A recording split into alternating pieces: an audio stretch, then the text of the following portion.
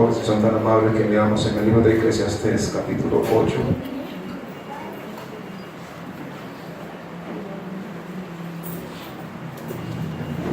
Eclesiastés, capítulo 8.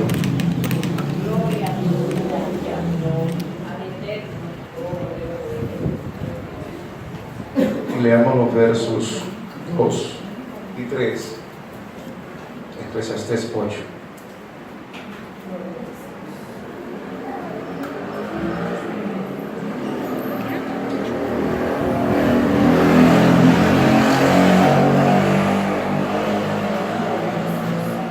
¿Listos? El texto, los textos dicen: te aconsejo que guardes el mandamiento del rey y la palabra del juramento de Dios. No te apresures a irte de su presencia, ni en cosas malas persistas, porque Él hará todo lo que quiere. Hago reiteración.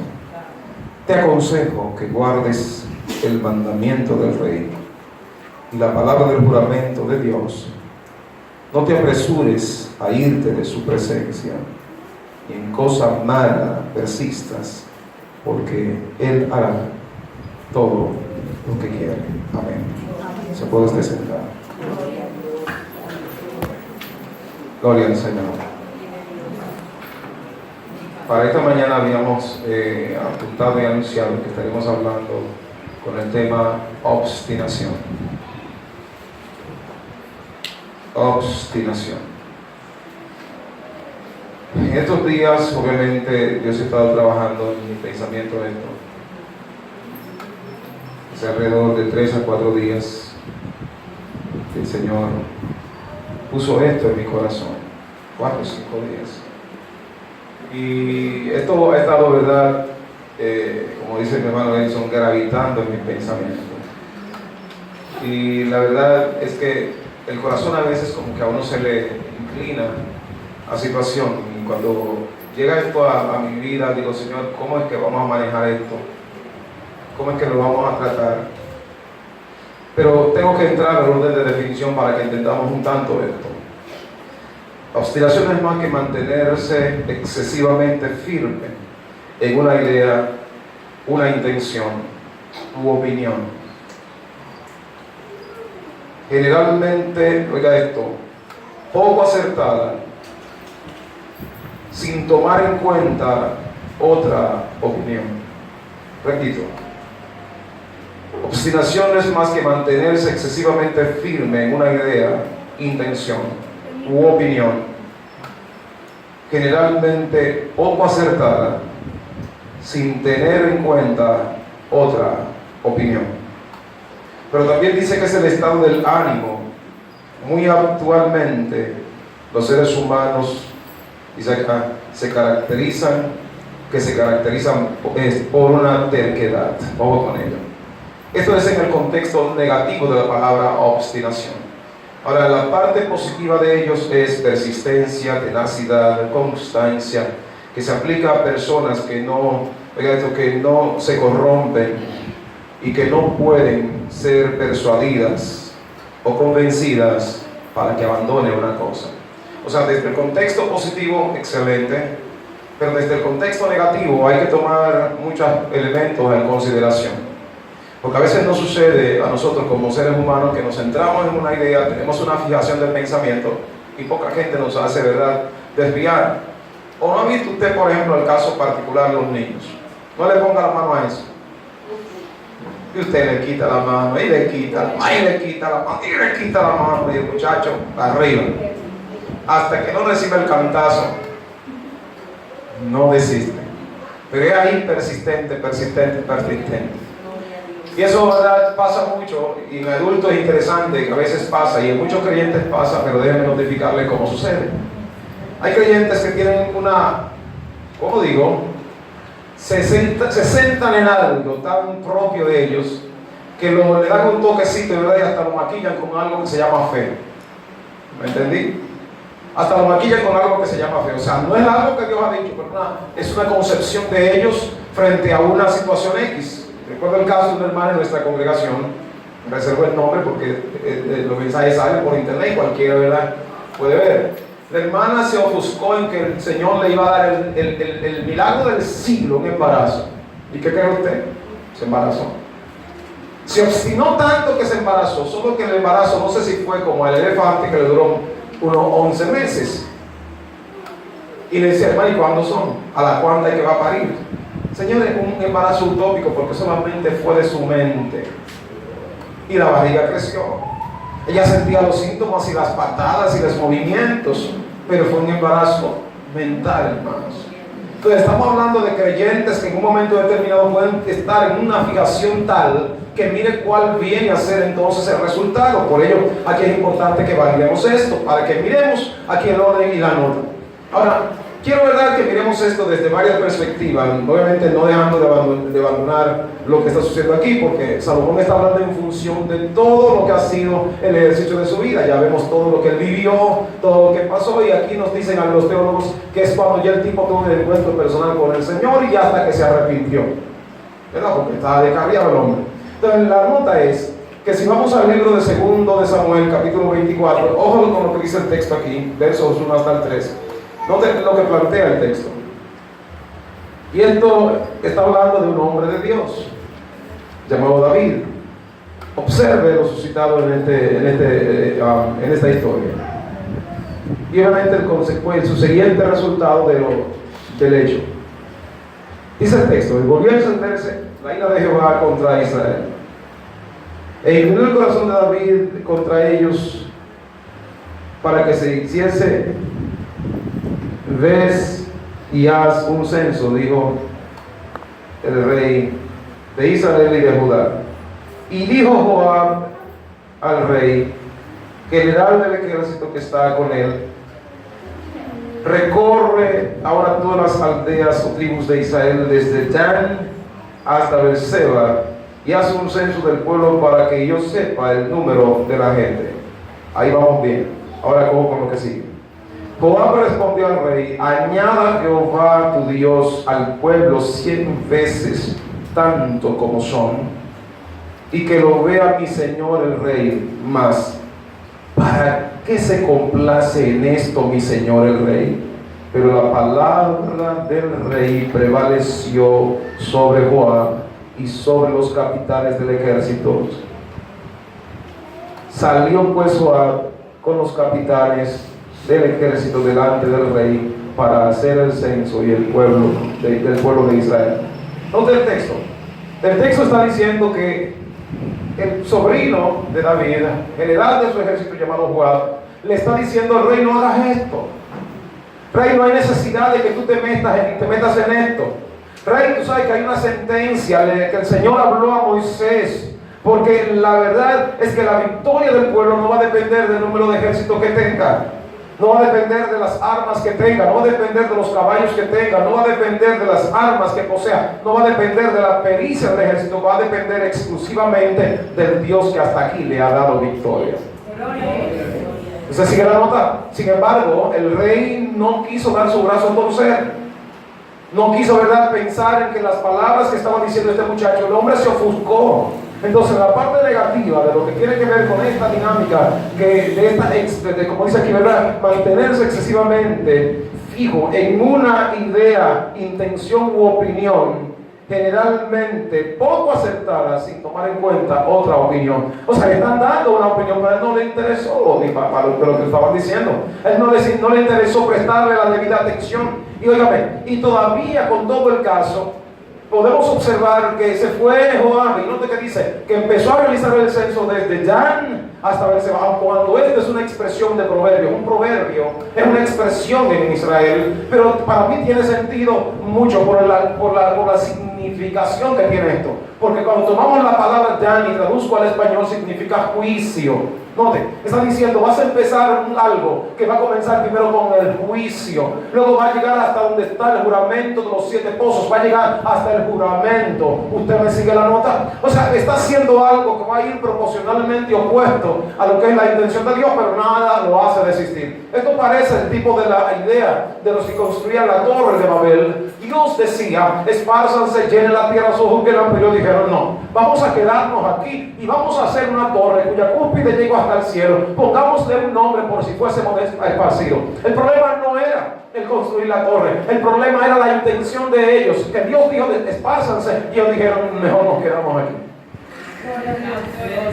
Por lo que el Señor dijo, vamos a descender, porque el pueblo se ha obstinado. El pueblo persiste en la misma negativa, o sea, están tan fijados en la posición, en su idea, en su intención, nada lo va a hacer resistir. Pero vamos y confundamos su lengua, confundamos el lenguaje para que no se entiendan y tengan que cumplir la sentencia divina, esparcirse.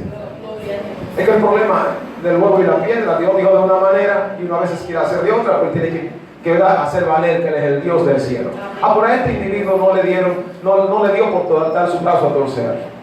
Señores, ese censo duró 9 meses. ¿Cuánto tiempo? ¿En cuánto tiempo nace un niño? ¿Verdad? El promedio general, salva excepciones sencillis, ¿verdad? 7 vecinos, ¿verdad? Y así. Entonces estamos hablando de que van a hacer algo en ese espacio de tiempo. Él podía, ¿verdad?, tal vez durante el curso de esos 9 meses haber internalizado la idea de que Dios había prohibido esto. Había podido internalizar la idea de pensar que podía, ¿verdad?, retractarse y mandarle uno de esos correos a Jehová y decirle, mira, devuélvete, dice el rey, que tumbe eso, que Jehová no quiere esto para su pueblo. Jehová estableció que no, y que tú tenías la razón. ¿Qué batalla? Ahora el rey, el hombre, ¿verdad?, de la autoridad, el que hizo valer su palabra por encima del consejo de su general y sobrino, ahora, ¿verdad?, lo deja por 9 meses. Señores, ¿cuántos de nosotros a veces entramos en la misma posición? Tenemos tiempo para hacer, ¿verdad?, internalizaciones de las decisiones que tomamos, de las actitudes que, ¿verdad?, incorporamos en el ejercicio de nuestras vidas, y esto viene a ser tan lesivo, tan dañino al orden de nuestras vidas, al orden de nuestras familias. A veces en el contexto, en cualquiera fuere laboral, terminamos despedidos porque nos hemos manejado de forma incorrecta. Cuando, ¿verdad?, se pautó, nos llamaron la atención, pero no le prestamos la más mínima atención. Nos pasó, a mí me pasó. Siendo empleado me pasó, era yo un muchacho 17, algo así, trabajaba en industria textil Espuyo, media corona, pero obviamente me pasó inconscientemente, porque para ese tiempo no había relojes, no había para comprar un despertador, no había celulares, apenas, ni los beepers habían llegado. ¿Y cómo despertaba yo a menos que comprase un despertador y no había para comprar un despertador? Y a noches enteras a veces salir a preguntar a 3 esquinas qué hora es una señora que vendía té en la esquina, porque yo no tenía un reloj, y llegar tarde a la empresa. Y así me despidieron. No era que había en mí una obstinación, yo era el perseverante, pero había una realidad humana, o había 2 cosas: o amanecía despierto para llegar temprano a la empresa, o me dormía trabajando y la máquina podía dañar toda la producción de ese día. Entonces, al orden de lo que estoy queriendo señalar, es que a veces tenemos el tiempo para poderlo internalizar. Ahora, ojo con lo que voy a señalar. En el orden, 1 Samuel capítulo 15, verso 22, Saúl está siendo confrontado por el sacerdote y juez de Israel, Samuel, y le está diciendo algo aquí que por causa de no observar y seguir puntualmente el dicho del Señor, tiene entonces un nivel de dificultad. Observe el verso 22. Y Samuel dijo: se complace Jehová tanto en los holocaustos y víctimas como en que se obedezca la palabra de Jehová. Ciertamente el obedecer es mejor que los sacrificios, y el prestar atención que la multitud de grosura de carneros. Como pecado de adivinación es la rebelión, y como ídolos e idolatría la obstinación. Por cuanto desechaste la palabra de Jehová, Jehová también te ha desechado para que no seas rey sobre Israel. Ojo el texto. Pero notamos el detalle: a un individuo que el Señor le había dado notas. Había dado notas a través de su sacerdote, a través de su juez. Dice: espérame 7 días, espérame 7 días, mira tranquilo, en 7 días. Y el hombre, como veía que el sacerdote no llegaba, toma la decisión de hacer algo que no le correspondía. de asumir la posición que no le tocaba, y justo cuando está presentando el sacrificio, ahí viene bajando el sacerdote en la fecha señalada. ¿Alguien aquí? Amén. Hermanos míos, Dios no necesita nuestra ayuda. Esto lo he dicho muchas veces y lo quiero repetir aquí. Dios lo que espera es que nosotros obedezcamos puntualmente lo que Él ha dicho. Mi hermana, si Él le dijo que Él va a hacer algo, mire, créale. Amén. Si Dios dijo que va a hacer algo especial con usted, mi hermano, créale. Si su palabra dice lo que va a hacer o lo que va a suceder, Él no espera que usted venga y le haga un anexo a la palabra o la modifique. Aquí no vamos a ser como el presidente Danilo o como los presidentes de República Dominicana, que de verdad, mientras tanto están en oposición, se niegan a una repostulación gubernamental hasta que les toca a ellos la oportunidad. Ahora el pueblo me está pidiendo que me relija. A mí no me lo han preguntado, pero bueno, a usted tampoco, ¿verdad? Que si en la medida que podemos pensar la idea, vamos a ajustar la Constitución para que favorezca un nuevo periodo mandatorio, cuando la verdad es que la realidad es que en el corazón de ellos está la obstinación. Todo, ¿verdad?, depende con el cristal con que se vea. Todo dependerá de las, como dicen los viejos, unas con violín y otras con guitarra. Pues se mete en esta dinámica y se obstina el hombre. Ahora pensemos en ello. ¿Cuántas familias han ido por el caño? Por una decisión tan férrea e inquebrantable de alguien. ¿Cuántas personas por mantener una práctica y conducta han enfermado, señores? Cuando saben que algo le está haciendo daño. Por eso los viejos, para poderle poner quizás un poquito de sentido a esto, dicen: el que por sus penas muere, el que por su gusto muere, sus penas le sepan a gloria. Oh, porque el asunto es que llega un momento de nivel de obstinación. Llega un punto en el que no van a dar su brazo a torcer. Es por ahí que yo voy, por donde meto la cabeza, por ahí meto el cuerpo. Oigan, y esta posición va generando el descalabro emocional, va a determinar en esta posición gentes que de repente, como dicen los dioses, cuando vienen a querer poner habichuelas, como es, está tarde para ablandar las habichuelas. O como dicen también los viejos, cuando quieren venir a coger cabeza, ya no hay sombreros. El problema está en el hecho de que estamos a tiempo para poder tomar posiciones contrarias a esa fiación de cosas que, como decía ayer, decía en una de las cortes que escribo en la tarde: óyeme, cuando creamos tener la verdad, seamos algo flexible, porque puede pasar el tiempo y podemos descubrir lo errado que estamos. Es que nos pasa esto. No sucede que de repente estamos, ¿verdad?, centrados en que esta es mi verdad. Yo tengo la razón, yo creo que esto es mi verdad, pero te das la oportunidad de escuchar otras panorámicas.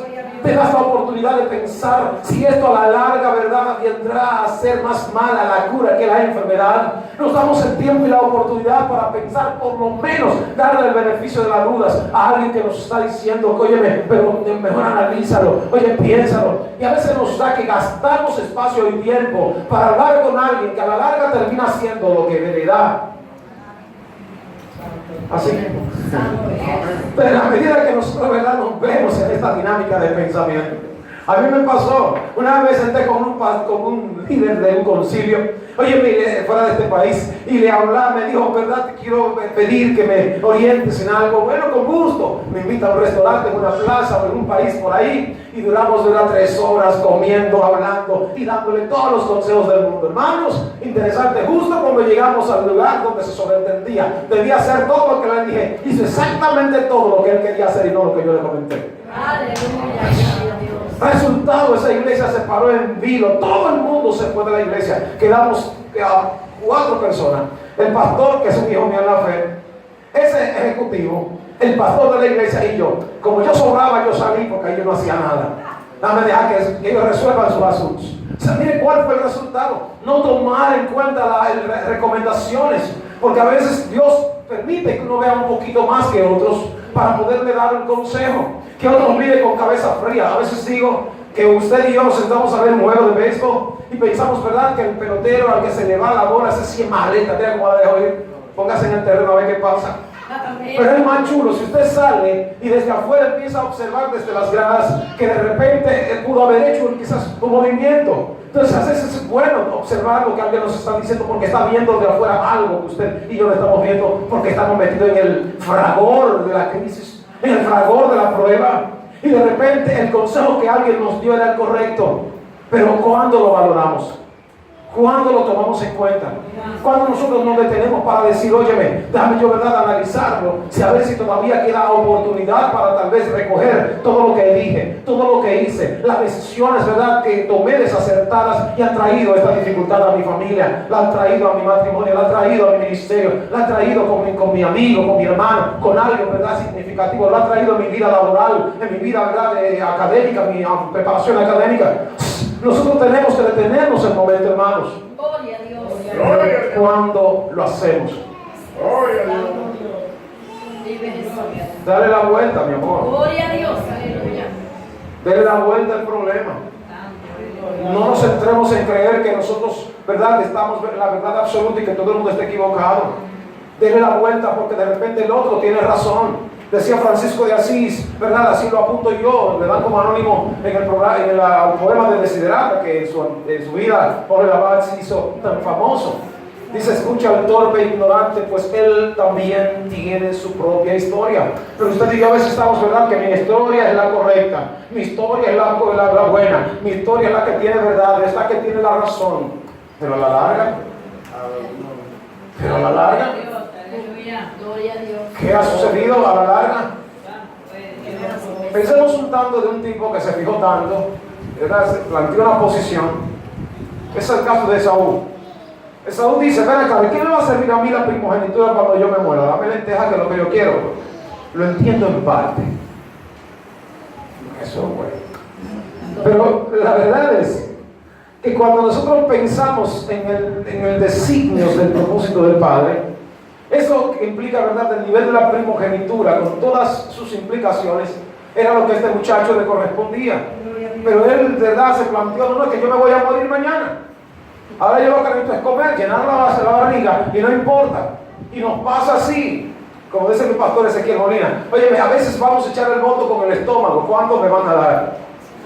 500 pesos por la cédula, un pote de Roma, esa es la gente. Y venden el voto para que esto se haga rico en 4 años. En 4 años nosotros curamos de hambre. ¿Qué sentido tiene? Entonces, en la medida que nosotros miramos la nota, nos franqueamos, ¿verdad?, de la posición. Y el Señor lo que está esperando que hagamos correcto. Salomón está hablando, ¿verdad?, de esa dinámica de lo que tiene que ver con la prerrogativa que ante él es el rey. Él está diciendo, oye, no te olvides del postulado de Dios. No te olvides, ¿verdad?, del pacto de tu Dios.